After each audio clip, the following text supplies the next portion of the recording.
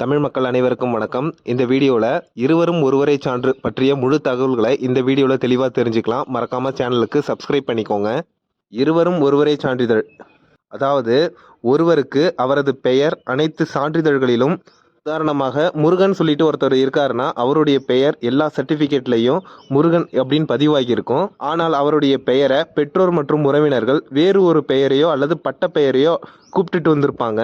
இதனால் ஏற்படும் குழப்பத்தின் காரணமாக சில சான்றிதழ்கள் பட்டா, சிட்டா, பத்திரம் போன்றவற்றில் அவருடைய உண்மையான பெயருக்கு பதிலாக பட்ட பெயரை அறியாமையின் காரணமாக கொடுத்து விடுவார்கள்.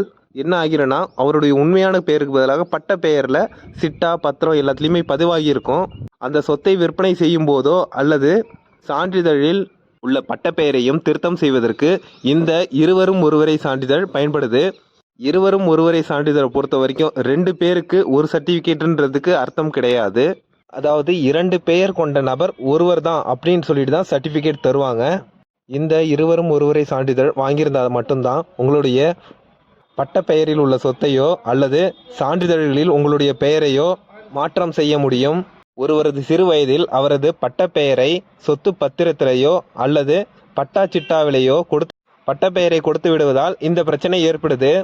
இந்த இருவரும் ஒருவரை சான்றிதழை 2022ஆம் ஆண்டு வரைக்கும் யார் கொடுத்துட்டு வந்தாங்கன்றதை தெரிஞ்சுக்கலாம்.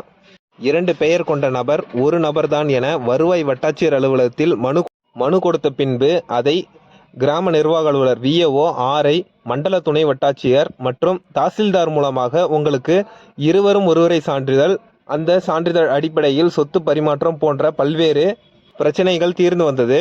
இந்த சான்றிதழ்களை பயன்படுத்தி பல்வேறு ஆள்மாறாட்டம் மற்றும் சொத்து மாற்றம் புகார்கள் அதிகமாக வந்த வண்ணம் இருந்தது.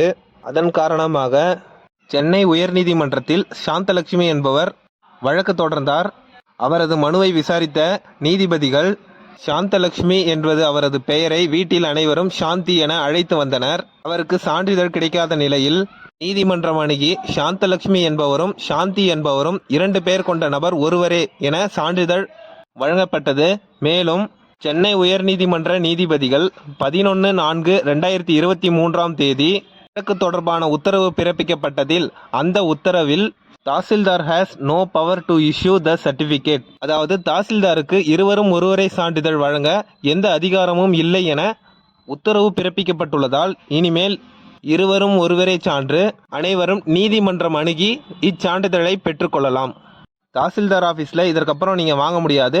நீங்கள் கோர்ட் அணுகி நீங்கள் இந்த சர்டிஃபிகேட்டை வாங்கிக்கலாம். இந்த வீடியோ பிடிச்சிருந்தால் லைக் பண்ணுங்கள், கமெண்ட் பண்ணுங்கள். மறக்காமல் வே டு தமிழன் இ சேவை சேனலுக்கு சப்ஸ்கிரைப் பண்ணுங்கள். தேங்க்ஸ் ஃபார் வாட்சிங்.